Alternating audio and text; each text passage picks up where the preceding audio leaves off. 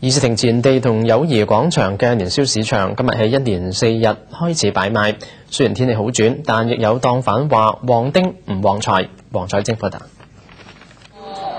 要喺咁多年宵檔入面突圍而出，一定要揾啲噱頭。點可以冇市冇啊！真係好鬼震啊！各有各嘅賣點。而家等住你哋。有時仲要主動出擊先至有生意。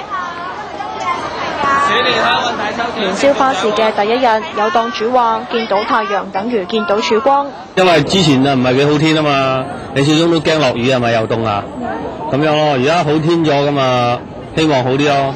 雖然人流好多，但亦都有檔主話受通脹影響，市民嘅購買欲唔高，睇嘅多過買。唔係太理想咯，始終都暫時係，因為我哋可能第一日咯咁樣，但係我本身諗住星期日嘅話，第一日會幾好嘅，但係今日就暫時唔係太理想，好多都係有問但係冇價咯。以而家嘅物價咁高嚟講咧，就都係 OK 啦。